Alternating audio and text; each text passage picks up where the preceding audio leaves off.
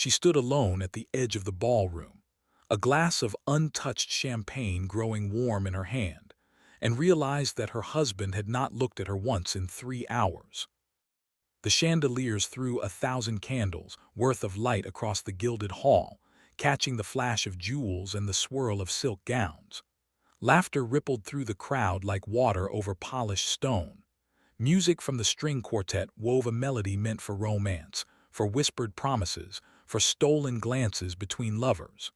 And yet Evelina Ashworth, Duchess of Thornwood, might as well have been made of glass. Everywhere she turned, eyes skittered away. Fans lifted to hide mouths. Shoulders angled just slightly, enough to make it clear she was not welcome in the circles that once had curtsied to her title alone. A title she had worn for barely 3 months. A title that still felt like borrowed silk against her skin. She watched her husband, Alastair Montgrave, the Duke of Thornwood, lead Lady Penelope Harrington through a waltz. His dark head was bent just enough to catch whatever charming remark fell from Penelope's perfectly shaped lips. His hand rested at the small of her back with an ease that spoke of long familiarity. When the turn of the dance brought them into the candlelight, Evelina caught the rare sight of his profile in full, the strong jaw, the cool gray eyes that never warmed for her, the mouth that could curve into a smile for everyone but his wife. The whisper came from her left, not quite quiet enough. 3 months married and he still cannot bear to stand beside her. They say she trapped him, you know. Her father practically bought the title. Evelina's fingers tightened on the champagne stem. She did not flinch. She had learned in a brutally short time not to flinch. She had been a bride full of foolish hope. She remembered the morning of her wedding with a clarity that still stung. The weight of the ivory satin gown, the way her mother had wept with what Evelina mistook for joy, the trembling certainty that if she gave enough love, she would one day receive it back. The Duke of Thornwood had waited at the altar like a statue carved from winter stone, and when he lifted her veil, his eyes had held no light at all. "This marriage is a duty," he had told her that same night, standing in the doorway of her bedchamber as if crossing the threshold would contaminate him. "Nothing more. Do not expect affection where none exists." He had closed the door behind him and left her standing in her wedding gown, the candles burning low, the hopes she had carried all her life crumbling to ash. The waltz ended. Applause rippled. Evelina watched her husband bow to Lady Penelope, watched Penelope's gloved fingers linger on his sleeve. Something inside her chest constricted, a familiar pain that she had learned to swallow like bitter medicine. She set the champagne on a passing tray and began to walk toward the terrace doors. Fresh air, darkness, a place where she could breathe without an audience cataloging her every humiliation. She did not make it. Lady Penelope's voice floated across the ballroom, pitched to Carrie. "Your Grace, your wife looks rather pale this evening. Perhaps the excitement of society is too much for someone of her background." Polite laughter rippled. A few heads turned to watch the Duchess's reaction. Evelina stopped walking, her spine straight, her heart hammering against her ribs. She turned just enough to see her husband. Alastair's expression was unreadable, his gray eyes fixed somewhere past her shoulder. He said nothing. Not one word of defense, not a single syllable to shield his wife from the barb. The silence stretched like a wound opening. Evelina felt it everywhere, in the heat that rose to her cheeks, in the pitying glances from strangers, in the triumphant curve of Penelope's smile. She had been invisible before. Now she was a spectacle, and her husband had handed her the role without a second thought. She walked out onto the terrace alone, and not one person followed. The night air tasted of frost and dying roses. Evelina gripped the stone balustrade and forced herself to breathe. The moon hung low and indifferent above the Thornwood carriage waiting in the drive. Somewhere inside, the music started again. Another waltz, another hour of pretense. She had spent 3 months trying to be a wife worthy of love. She had learned his schedule and ensured his favorite meals appeared at table without him having to ask. She had memorized the names of every tenant on the vast Thornwood estate and visited their cottages when fever swept through the village. She had written letters to his widowed aunt in Bath, cultivated alliances with the wives of his political peers, worn the gowns his modiste selected even when the colors washed her out. She had waited in her sitting room night after night, hopping for a knock that never came. And he had not looked at her once. Something shifted inside Evelina as she stood there in the cold. It was not anger, not yet. It was a quiet, devastating clarity. She could not make a man love her. She could not earn affection like a servant earning wages. She was the Duchess of Thornwood, and she had spent 3 months begging for crumbs from a man who would not even offer her the dignity of his public regard. No more. The decision settled into her bones with the finality of a door closing. She would stop. She would stop hopping, stop trying, stop turning toward him like a flower toward a sun that never rose. She would be a duchess in name and duty alone, and she would find her worth somewhere else. She straightened her gloves, lifted her chin, and walked back into the ballroom. She did not seek out her husband. She did not glance toward Lady Penelope. She crossed to the hostess, made her graceful farewells, and left Thornwood House in London without waiting for the Duke. It was the first night she did not look back, and he did not notice until 3 days later. The London townhouse felt emptier than usual when Evelina returned to Thornwood Hall, the Duke's principal seat in the Hampshire countryside. She had traveled ahead without informing him, leaving only a brief note that the country air would benefit her health. The truth was simpler. She could no longer bear the weight of his indifference pressing against her in every room they shared. Thornwood Hall rose from the green hills like a monument to centuries of Montgrave pride. Gray stones softened by ivy, mullioned windows catching the pale spring sunlight, formal gardens stretching toward the deer park in ordered elegance. Evelina had loved the estate from the first moment she saw it.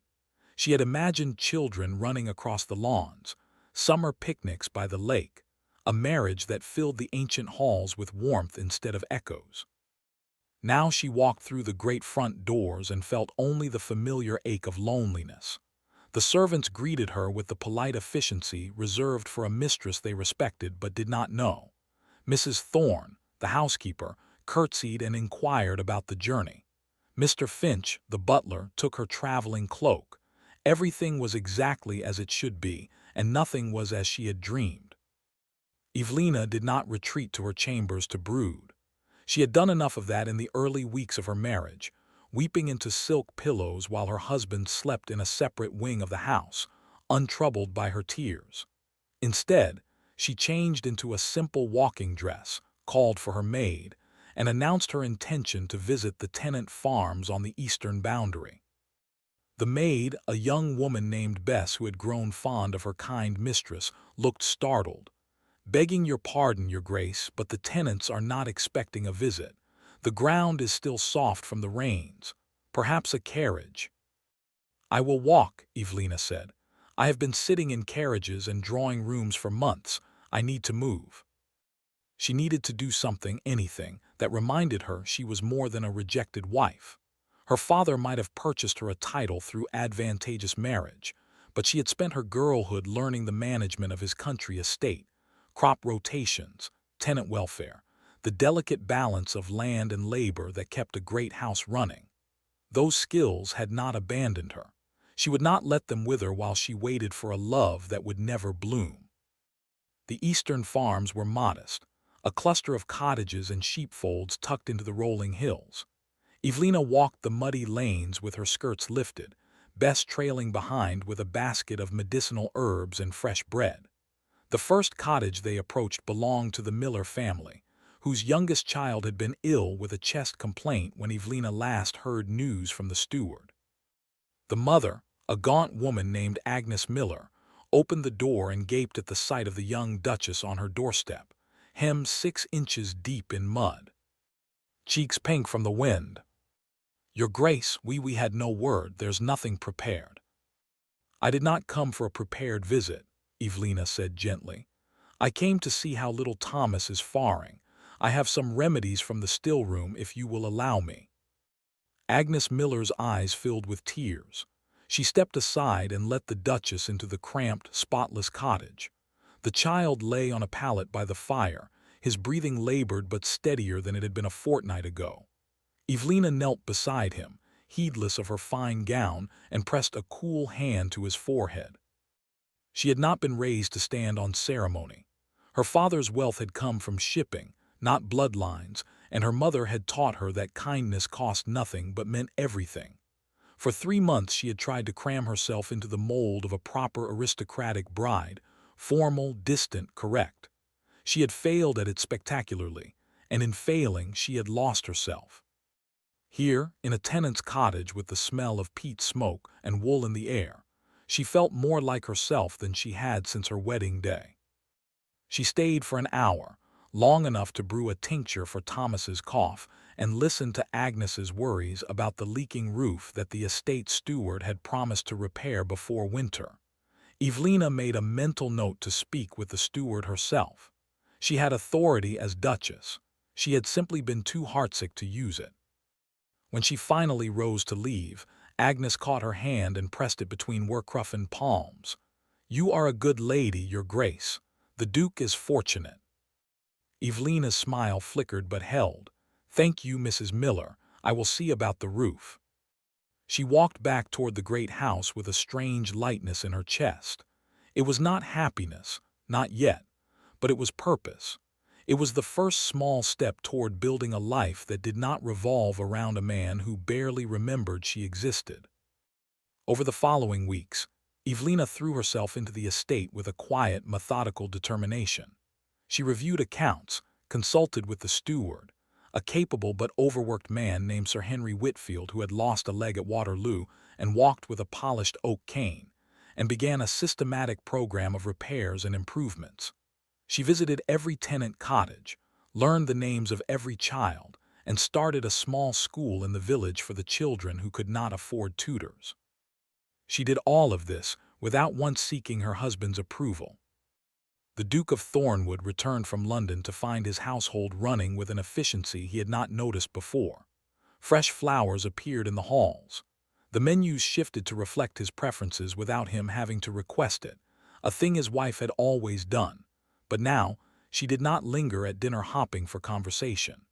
She ate with quiet composure, answered his few questions with polite brevity, and excused herself early to attend to estate correspondence. He noticed, at first, only as one might notice the absence of a familiar piece of furniture.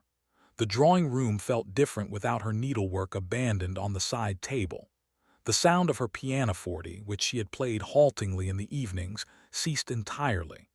The little pauses during dinner, when she used to venture some gentle observation about his day, now stretched into silence. But Alastair Montgrave was a man who had trained himself not to feel. He had learned, at the age of 22, that emotion was a weakness that unscrupulous people exploited. When his father had died and left him the dukedom saddled with debts and political enemies, he had buried his grief and his heart in the same cold grave. He had rebuilt the family fortunes through iron discipline and strategic alliances. He had allowed himself precisely one romantic attachment, a brief, youthful infatuation with Lady Penelope Harrington, and ended it when he discovered her calculating ambition beneath the pretty smiles. And then the scandal had come, the whispers of a compromised young woman from a merchant family, a trap so neatly sprung that he'd had no choice but to offer marriage or watch his political reputation crumble. Evelina Ashworth, the daughter of a man who had bought his way into the gentry, had appeared in his life like a transaction he could not refuse. He had blamed her for it.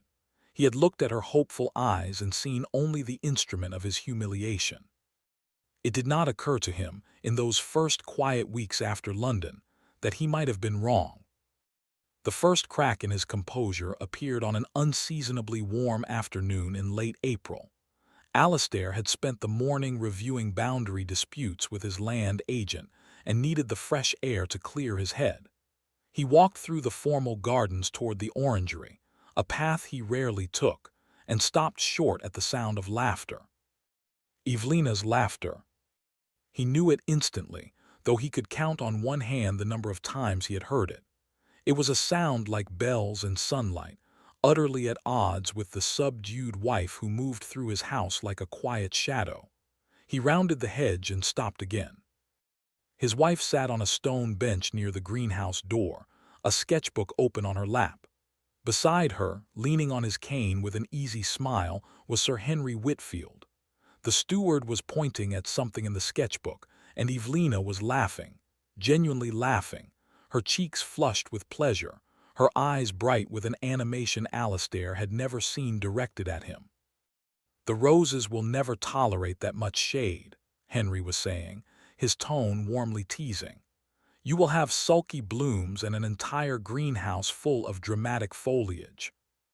Then I shall plant ferns and pretend I intended it all along," Evelina replied, still smiling. "At least ferns do not expect me to know Latin names." Henry chuckled, a low, easy sound.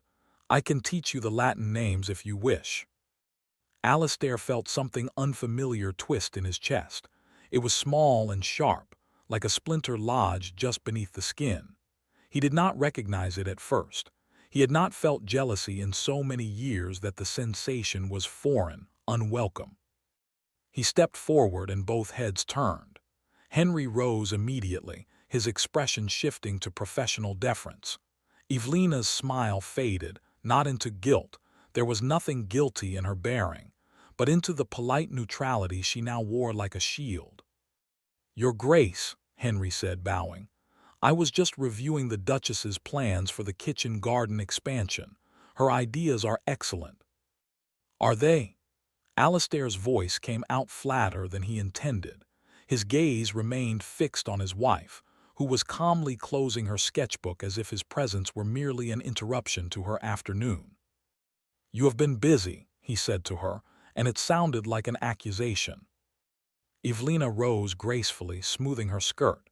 "The estate has many needs. I thought I might be useful." "You are the Duchess. You have no need to concern yourself with kitchen gardens." The words landed between them like a dismissal. He saw something flicker in her eyes, hurt, perhaps, or simply resignation, before it vanished behind that maddening composure. "Nevertheless," she said quietly, "I find it rewarding. If you will excuse me, I have letters to write."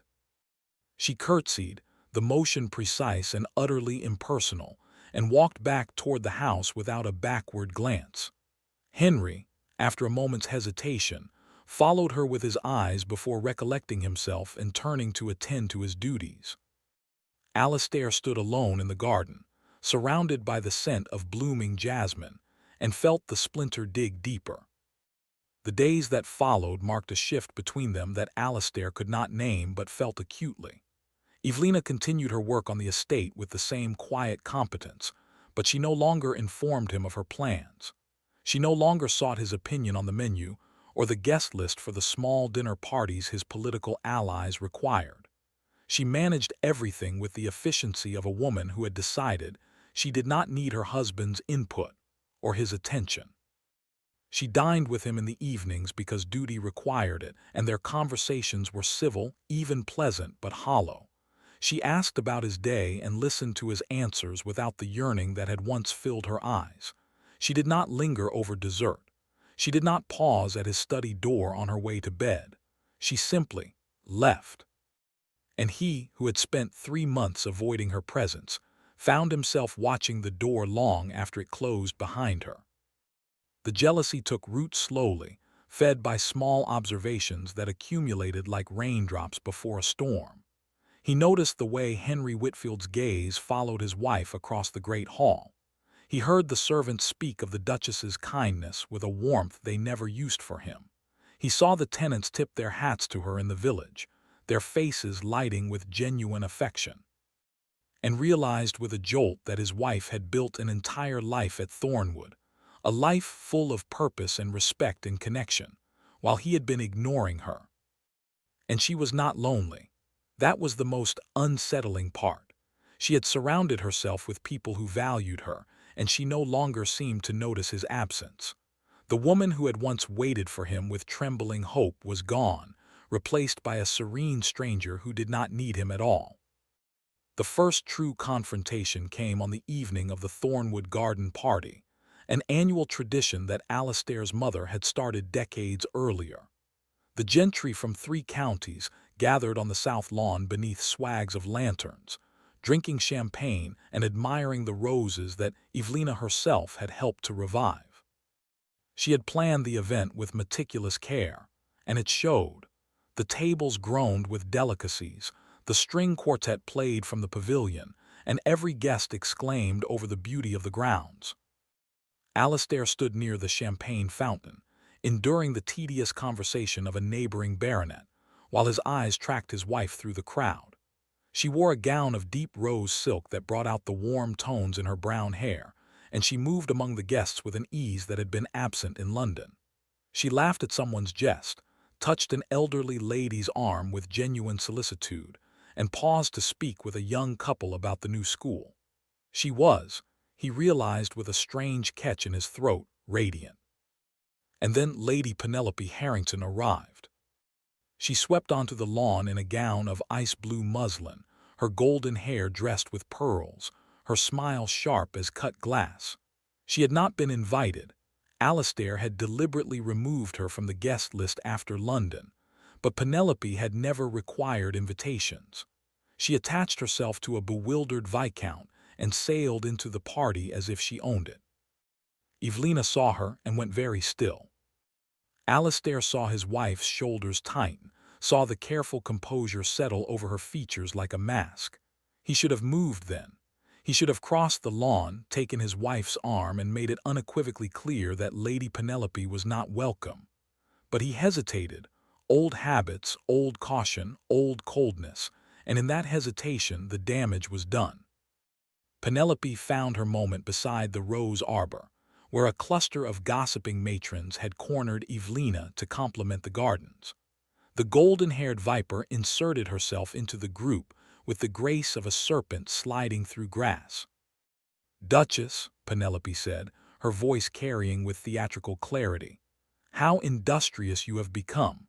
I suppose when one's husband shows so little interest, one must fill the hours somehow." The matrons fell silent.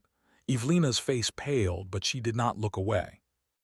"Lady Penelope," she said evenly, "I did not realize you were on the guest list." "Oh, I am sure the oversight was unintentional. Dear Alastair has always welcomed me at Thornwood." Penelope's smile was venomous. "Tell me, do you find the country air agrees with you? London society did seem rather challenging for someone of your upbringing." Alastair started moving then, weaving through the crowd, but he was too far away. Henry Whitfield, standing nearby with his cane, stepped forward before anyone else could speak. "Her Grace has transformed the estate in a matter of weeks," he said, his voice firm. "The tenants speak of nothing but her kindness. Thornwood has never been in better hands." Penelope's gaze flicked to Henry, taking in the cane, the modest station, the quiet courage. Her lip curled. "How loyal the servants are. One might wonder what inspires such devotion." The implication hung in the air like smoke. Evelina's cheeks flushed, not with guilt but with the slow burn of righteous anger. She opened her mouth to respond, but Alastair finally reached them. "Lady Penelope," he said, and his voice was ice, "you were not invited. I will have a footman escort you to your carriage." Penelope's composure faltered, but only for an instant. She turned her beautiful, poisonous smile on him. "Alastair, darling, I only came to offer my felicitations. There is no need for such formality between old friends." "We are not old friends." He gestured and a footman materialized. "Good evening." She went, but not before casting a look at Evelina that promised the war was far from over. The matrons dispersed like startled birds. Henry lingered a moment, his expression troubled, before withdrawing to give them privacy. Alone with his wife for the first time since the scene began, Alastair turned to her. She was trembling, so slightly that only someone standing close could see it, and her eyes were too bright. "I handled it," he said. The words felt inadequate, a pebble thrown into a chasm. Evelina looked at him, and for the first time there was no composure left. Only exhaustion, only pain. "You handled it too late," she said, her voice barely above a whisper. "She humiliated me in front of half the county, and you did not speak until Henry had already defended me. A steward. Your steward defended your wife's honor while you stood by. I was across the lawn. You have been across the lawn our entire marriage." She drew a shaky breath and visibly steadied herself, pulling the composure back around her like a cloak. "It does not matter. Excuse me." She walked away, and he let her go because what could he possibly say? Every word she had spoken was true. He had spent 3 months being across the lawn, across the house, across an uncrossable distance of his own making. And now, when she finally needed him to be close, he had been exactly where he had always been, too far. That night, Evelina did not come down to dinner. She sent word through her maid that she was unwell, a transparent fiction, but one Alistair could not challenge without exposing the rift between them to the servants. He ate alone in the cavernous dining room, the candlelight throwing long shadows across the mahogany table, and felt the silence press against him like a physical weight. He tried to read in his study afterward, but the words blurred. He poured a glass of brandy and did not drink it. The house settled into its nightly quiet, and still he sat, turning over the events of the day like a man examining a wound. At midnight he rose and climbed the stairs to the east wing where his wife's chambers were located. He had never entered them. He had never even approached the door. But something, guilt perhaps, or the splinter of jealousy that had grown into a blade, drove him forward. Her sitting room door was slightly ajar, a sliver of candlelight spilling into the corridor. He paused outside and heard her voice, low and steady, speaking to someone within. "I am not crying, Bess, truly. I have done enough crying for a lifetime. But your Grace, the way that woman spoke to you, and the Duke not saying a word until the end." "The Duke does as the Duke has always done." Evelina's voice was quiet, stripped of bitterness, which somehow made it worse. "I cannot change him. I can only stop letting it break my heart." Alistair closed his eyes and leaned against the wall. The splinter twisted. "Will you go back to London then?" Bess asked. "No, I will stay here and do my work. The estate needs me. The tenants need me. I have found something I am good at, Bess. I will not give it up because my husband prefers a woman who treats him like a conquest." There was a pause, and then the soft rustle of fabric, as if she had risen and moved to the window. "I loved him, you know," Evelina said, so faintly that Alistair had to strain to hear. "From the moment I saw him at the altar, I thought if I were good enough, patient enough, he would eventually see me. But he never did. He looked at me and saw my father's money. He looked at me and saw a bargain he was forced to make. He never saw me at all." Alistair pressed his palm against the cold wall and felt something inside him crack. He did not sleep that night.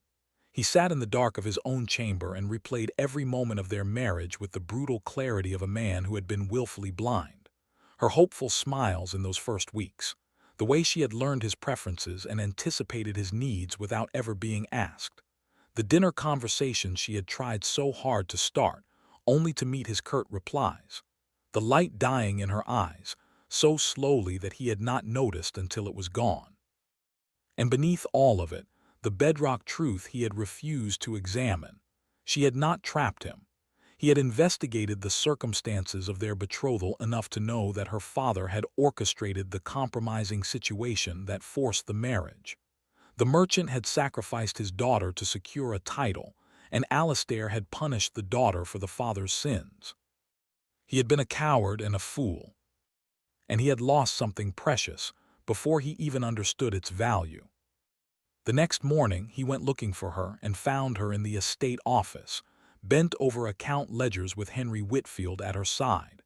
The steward was pointing out a discrepancy in the grain receipts, and their heads were close together, their voices low with concentration. They did not notice him in the doorway, and Alistair had a long, painful moment to observe the easy camaraderie between them.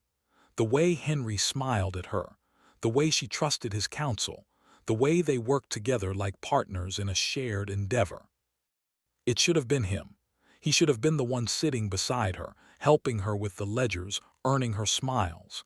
Instead, he had ceded that place to another man, and now he was reaping the bitter harvest of his own neglect. He cleared his throat and they both looked up. Henry's expression shuddered into careful neutrality. Evelina's remained calm, expectant, utterly unreadable. "I need to speak with my wife," Alistair said, and the word wife felt strange on his tongue, a title he had never properly claimed. Henry rose, bowed, and withdrew. The door clicked shut behind him, and for the first time in months, Alistair and Evelina were truly alone. She waited, her hands folded on the ledger, her gaze steady. She did not look at him with hope. That was the first thing he noticed, and it cut deeper than any accusation. "I owe you an apology," he began, and the words felt clumsy, foreign. He was not a man who apologized. He was a duke, and dukes did not bend. But this was not bending. This was breaking. "For yesterday," Evelina said, not a question. "For yesterday, for the day we married, for every day since." He took a step closer, and she did not flinch, but neither did she soften. "I have treated you unjustly. I blamed you for circumstances that were not your fault. I let my pride and my resentment blind me to who you truly are." She listened without interruption, and when he finished, she was silent for a long moment. "Why are you telling me this now?" she asked. "What has changed?" The question was more perceptive than he had expected, and it demanded honesty. He had not earned the right to dissemble. "I heard you last night, through the door of your sitting room." Color rose in her cheeks, but she did not look away. "I see. You said I never saw you." His voice roughened, the control he had spent decades cultivating slipping through his fingers. "You were right, I did not. But I am seeing you now, Evelina. I am seeing everything I have wasted, and it is more than I deserve." Something flickered in her eyes, not hope, not yet, but perhaps the faintest crack in the wall she had built. She rose from her chair, and he noticed how straight she stood, how much strength there was in her slim frame. She had grown in these months. While he had been ignoring her, she had become a woman who did not need him to survive. "I cannot trust this," she said quietly. "I cannot trust you. You have spent our entire marriage teaching me that my feelings do not matter, and now you tell me in a single morning that you were wrong. I want to believe you. But I have been broken by hopping before, and I do not think I could survive it again." "Then let me prove it." He took her hand, and the shock of her skin against his, the first time he had touched her since their wedding, sent a current through him that he could not name. "Give me time. Let me earn what I should have earned from the beginning." She looked down at their joined hands, and he saw the struggle in her face, the war between self-preservation and the stubborn, bruised love that still lived somewhere beneath her composure. "I do not know if I can," she whispered. "The part of me that loved you, I buried it. I had to." "Then let me help you unbury it, please." The word "please" hung in the air between them, and he realized with a strange clarity that he had never said it to her before. He had commanded, he had dismissed, he had ignored. He had never once asked. She did not answer. She withdrew her hand gently, not in rejection but in self-protection, and turned back to the ledgers. "I have work to do. The tenants need the grain stores replenished before the autumn rains." It was not a yes, but it was not a no, and Alistair clung to that thin thread of possibility as he left the office. The breakthrough came, unexpectedly, 3 days later, from an old wooden box in the attic. Alistair had gone up to search for his mother's old garden journals. Evelina had mentioned wanting to restore the formal knot garden to its original design, and he thought the journals might be useful. He found them beneath a layer of dust in a trunk that had not been opened in 20 years. And tucked between the journals and the trunk's velvet lining, he found a bundle of letters tied with a faded blue ribbon. He recognized the handwriting immediately. It belonged to Evelina's younger sister, a girl named Marguerite who had been sent north to live with an elderly aunt shortly after the wedding. Alistair had heard little of her, but he knew Evelina wrote to her faithfully every week. The letters were not addressed to Evelina. They were addressed to their mother, and from the dates, they had been written in the months leading up to the marriage. Alistair knew he should not read them. They were private, not meant for his eyes, and he had already violated enough of his wife's boundaries. But the first line of the top letter caught his gaze, and he could not look away. "Mama, I am so frightened for Evelina. Father is adamant. She must marry the Duke, or he will send me to the convent in Yorkshire until I am of age. You know what that place is like. Evelina has agreed to the engagement to protect me, but she weeps every night. She says the Duke looked at her as if she were the worst sort of schemer, and she cannot bear to be hated by the man she must marry." Alistair sank onto a dusty crate and read every letter, his hands shaking. The story they told was not the story he had believed. Evelina had not schemed to trap him. She had not been her father's willing accomplice. She had been a sacrifice, a lamb led to the altar to protect a younger sister from a cruel fate, and she had walked into their marriage knowing her husband would despise her. She had loved him anyway. She had loved him despite his coldness, despite his contempt, despite the way he had left her alone on their wedding night with nothing but a warning not to expect affection.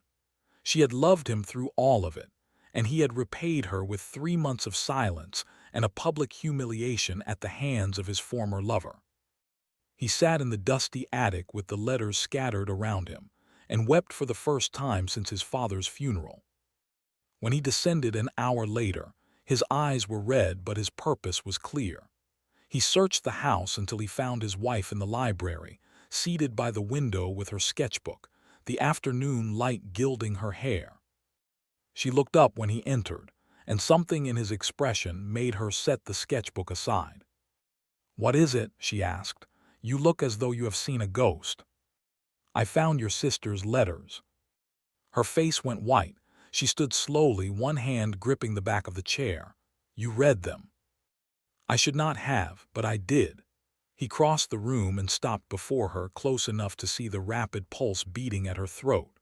"Why did you not tell me? All this time I let myself believe that you were part of the scheme, that you wanted the title, the wealth, the position, and all along you were protecting Marguerite.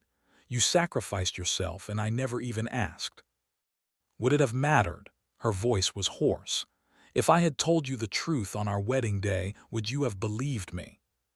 The question was a blade and it struck true. He could not lie to her now. "I do not know," he admitted. "I was so determined to see you as an enemy that I might have refused any truth you offered. That is my shame to carry." She turned away, walking to the window, her back straight with the dignity that had sustained her through every humiliation. "I did not tell you because I did not want your pity. I wanted your respect, your affection. But I wanted you to give them freely, not because you felt obligated to a woman who had been coerced. You have my respect." He came up behind her, not touching but close enough that she could feel his presence. "You have had it for weeks, though I was too stubborn to admit it. I watched you transform this estate. I watched you earn the love of every tenant and servant. I watched you become more than I ever imagined, and I was too proud to say it." She turned and he saw the tears she had been holding back. "Then, why did you let her humiliate me? Why did you stand there, while Lady Penelope called me a fortune hunter in front of everyone?"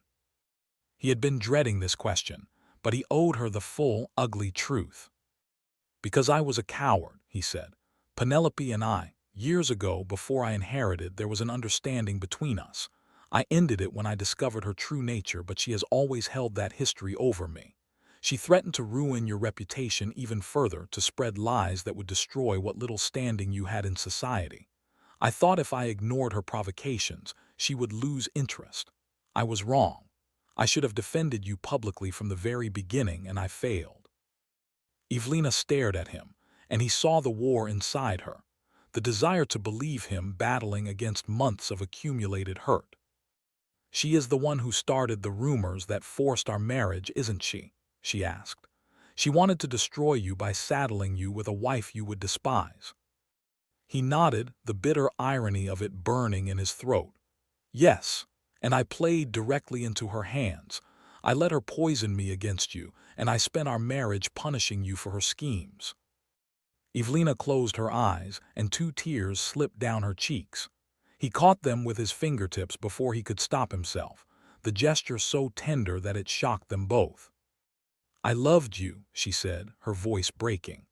I loved you from the moment I saw you at the altar, and I thought if I just tried hard enough, you would eventually love me back. I do love you. The words came out raw, unpolished, utterly true. I think I have loved you for weeks. I was too blind to recognize it, too stubborn to admit it, but I see it now. I love your strength and your kindness and the way you laugh with the tenants' children. I love the way you refuse to break, even when I gave you every reason to. I love you, Evelina, and I have loved you too late. She opened her eyes, and he saw the faintest glimmer of the hope he had thought extinguished. Too late, she whispered. Not too late to try, not too late to spend the rest of my life proving it. He took her hands, and this time she did not pull away. Let me try. Let me be the husband you deserved from the beginning. Let me earn the right to stand beside you, not across the lawn.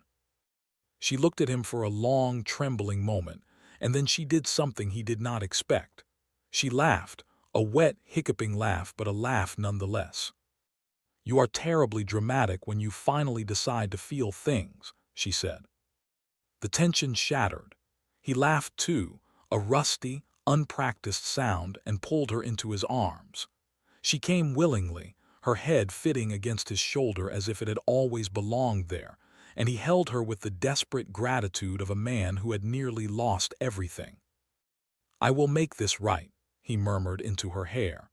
I will banish Penelope from every house in England if I must. I will shout my love from the rooftops if that is what you need. Just tell me what you need. She pulled back enough to look at him, her eyes still wet but her smile genuine. I need you to be patient. I need you to understand that I cannot simply forget the past 3 months.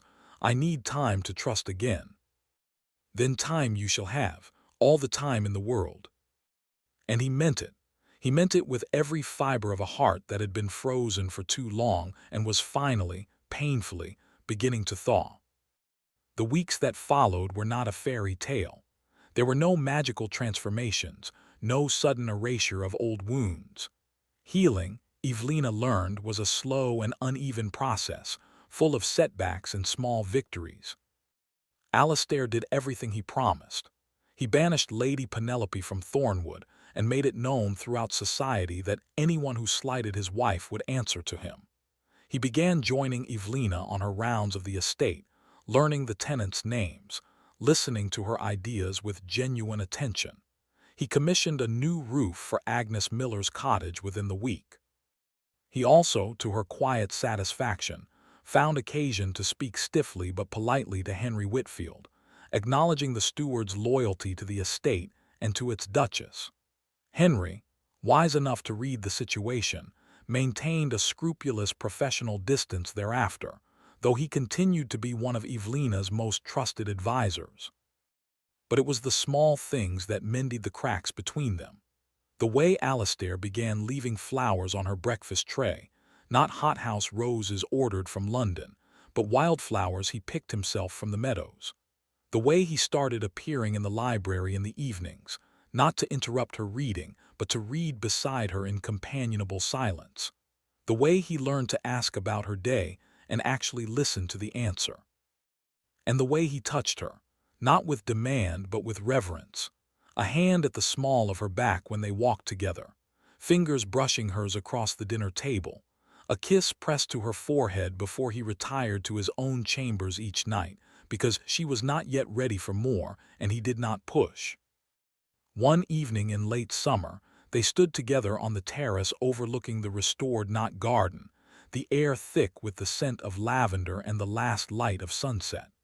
She was leaning against the balustrade, and he was standing close, their shoulders almost touching. I used to stand here and imagine what it would be like if you loved me, she said softly. I used to dream about it. And now, his voice was low, a little rough with the vulnerability he was still learning to show. She turned to face him, and the golden light caught the new softness in her expression, the peace that had been absent for so long. Now I am not dreaming, and it is better than I imagined. He cupped her face in his hands, his gray eyes, once so cold, now warm with everything he had been learning to say. I will spend the rest of my life making sure you never have to dream of love again. You will live it, Evelina, every single day. She smiled, and it was the smile he had once seen her give Henry Whitfield in the garden, radiant, unguarded, full of light. But this time it was for him. When he kissed her, gentle and unhurried, she kissed him back. And in the gathering dusk, with the garden blooming below them and the future stretching ahead like an unwritten story, the Duchess of Thornwood felt the last of her old wounds close. Healing had finally come, not as a sudden miracle, but as the quiet, steady accumulation of love given and received. And it was enough. It was more than enough. It was everything.